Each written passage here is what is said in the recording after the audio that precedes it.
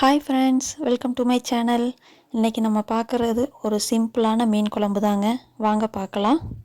First நான் நல்லெண்ணெய் ஊற்றிருக்கேன். ஏன்னா மீன் குழம்பு வந்து நல்லெண்ணெயில் செஞ்சிங்கன்னா நல்லா டேஸ்ட்டாக இருக்கும். அதுக்கப்புறம் கொஞ்சோண்டு வெந்தயம் போட்டுக்கலாம். வெந்தயம் வந்து நீங்கள் போடுறதுனால வந்து நல்லா குளிர்ச்சி தான். வெந்தயம் வந்து புரிஞ்சதுக்கப்புறம் 1/4 டீஸ்பூன் வந்து சீரகம் போட்டுக்கங்க.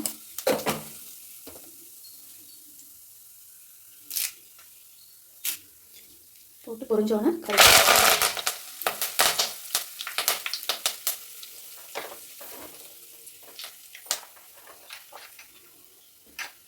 கருவேப்பிலை போட்டு பொரிஞ்சோன்னே வெங்காயம் பூண்டு இதை நறுக்கி வச்சதை வந்து நம்ம அப்படியே உள்ள சேர்த்துக்கலாம். மீன் குழம்புக்கு எப்போவுமே சின்ன வெங்காயம் யூஸ் பண்ணிங்கன்னா டேஸ்ட்டு வந்து நல்லாயிருக்கும்.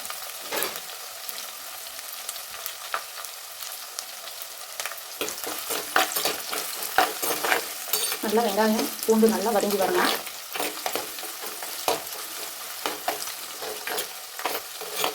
முடிஞ்ச வரைக்கும் மீன் குழம்பு வந்து மண் சட்டியில் வைங்க, உங்களுக்கு நல்லா டேஸ்ட்டு கொடுக்கும்.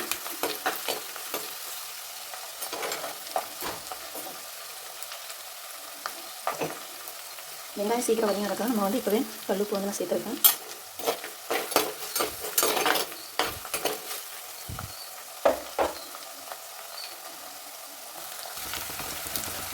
நெக்ஸ்ட்டு நான் ஒரு பெரிய சைஸ் தக்காளி வந்து ஸ்லைஸாக கட் பண்ணி வச்சுருக்கேன். அதை வந்து நம்ம ஆட் பண்ணிக்கலாம்.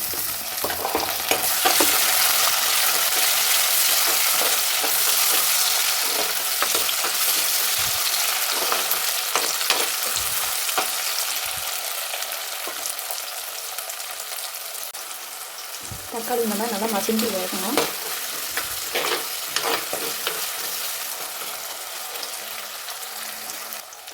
இந்த அளவுக்கு தக்காளி வந்து நல்லா மசிஞ்சு வெந்ததுக்கப்புறம் நான் வந்து வீட்டு குழம்பு மிளகாத்தூள் வந்து நான் 3 ஸ்பூன் வந்து ஆட் பண்ணுறேன். இது வந்து நான் வீட்லேயே அரைச்சது.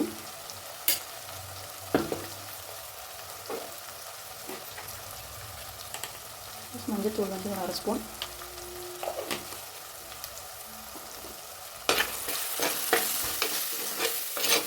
போட்டு இந்த மசாலா வந்து கொஞ்சம் அந்த பச்சை வாசம் போகிற வரைக்கும் நல்லா வதக்கி விடணும்.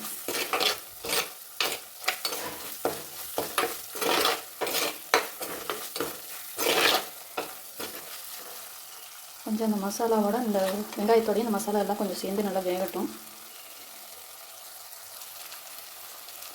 இது கூட மல்லித்தூள் வந்து 3 ஸ்பூன் வந்து ஆட் பண்ணிக்கோங்க. அப்போ தான் குழம்பு வந்து நம்மளுக்கு கொஞ்சம் கெட்டியாக இருக்கும்.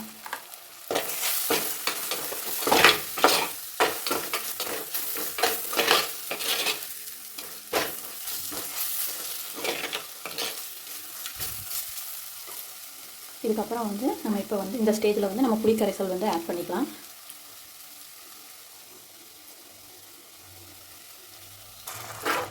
இந்த புளி கரைசல் கலந்தாச்சு.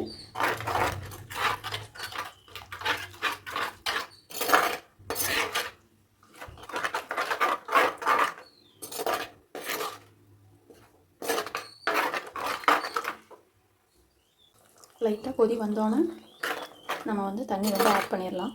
புளிப்புக்கு ஏற்ற அளவு நம்ம தண்ணி ஆட் பண்ணிக்கலாம். லைட்டாக நல்லா எண்ணெய் பிரிஞ்சு வர ஆரம்பிச்சிருச்சு.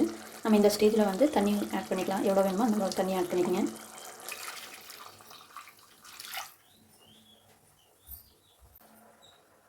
இப்போ புளிப்புக்கு ஏற்ற தண்ணி இருக்கான்னு நம்ம செக் பண்ணிவிட்டு இன்னும் எக்ஸ்ட்ரா புளிப்பாக இருந்ததுன்னா நம்ம வந்து தண்ணி இன்னும் கொஞ்சம் ஆட் பண்ணிக்கலாம்.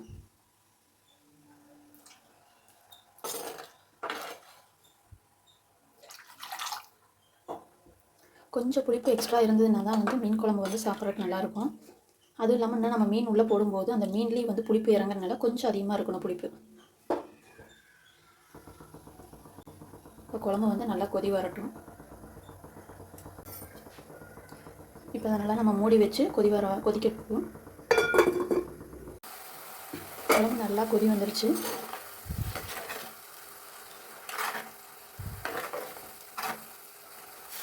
இப்போ புளிப்பு உப்பு எல்லாமே நம்ம கரெக்டாக இருக்குதான்னு செக் பண்ணிக்கலாம். ஓகே, குழம்பு நல்லா கொதிச்சிருச்சு. இப்போ வந்து நம்ம அடுப்பை வந்து சிம்மில் வச்சுட்டு மீனை வந்து நம்ம ஆட் பண்ணிடலாம். நான் வந்து துள்ளுகண்ட மீன் தான் எடுத்துருக்கேன்.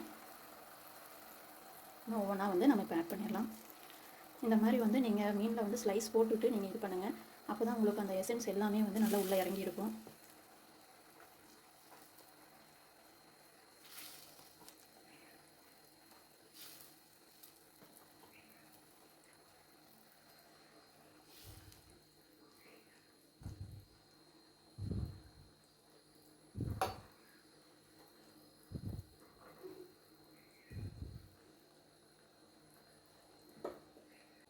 மீனை போட்டுட்டா அடுப்பு வந்து கொஞ்சம் சிம்லேயே வச்சுக்கோங்க. ஏன்னா ரொம்ப ஃபாஸ்ட்டாக வச்சிங்கன்னா மீன் சீக்கிரம் வந்து குழஞ்சி போன மாதிரி ஆயிரும். வச்சதுக்கப்புறம் 2 கருவேப்பில் கொத்தமல்லி இந்த மாதிரி வச்சு விட்டுருங்க. இந்த கருவேப்பிலோட ஃப்ளேவர் வந்து மீன் குழம்புக்கு வந்து சூப்பராக இருக்கும்.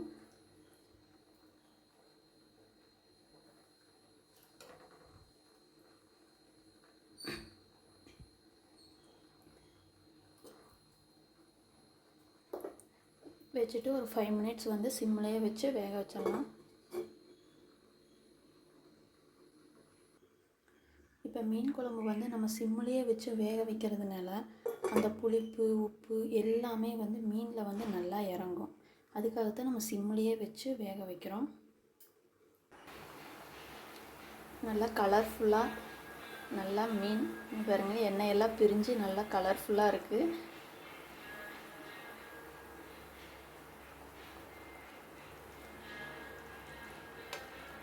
மீனும் நல்லா வெந்துருச்சுன்னு நினைக்கிறேன்.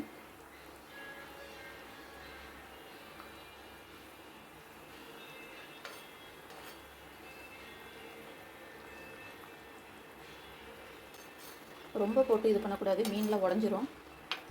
சும்மா லைட்டாக மட்டும் அப்படி இப்படி ஷேக் பண்ணி விட்ருங்க.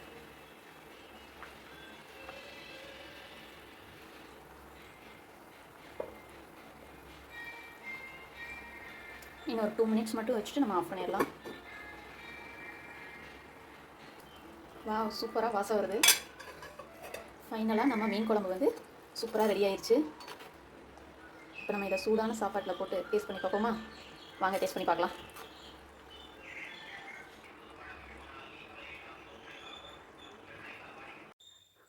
மீன் குழம்பு வந்து நல்லா சுவையாக ரெடி ஆயிடுச்சு. இப்போ இதை வந்து நம்ம ஊற்றி டேஸ்ட் பண்ணி பார்ப்போம்.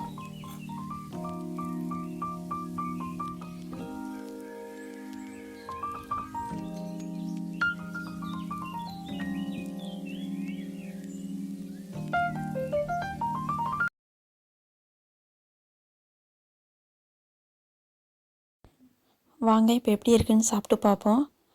இப்போ அந்த மீன் துண்டில் கொஞ்சம் எடுத்து சாப்பாட்டில் வச்சு நல்லா பிசைஞ்சு ஒரு வா எடுத்து சாப்பிட்டு பார்த்தா செம்ம டேஸ்ட்டுங்க. புளிப்பு உப்பு காரம் எல்லாமே செம்ம பர்ஃபெக்டாக இருக்குதுங்க. இதே மாதிரி நீங்களும் உங்கள் வீட்டில் செஞ்சு பார்த்துட்டு எப்படி இருக்குதுன்னு எனக்கு கீழே கமெண்ட் பண்ணுங்கள். அண்ட் இந்த வீடியோ உங்களுக்கு பிடிச்சிருந்ததுன்னா சப்ஸ்கிரைப் பண்ணிக்கோங்க, லைக் பண்ணுங்கள், ஷேர் பண்ணுங்கள். தேங்க்யூ.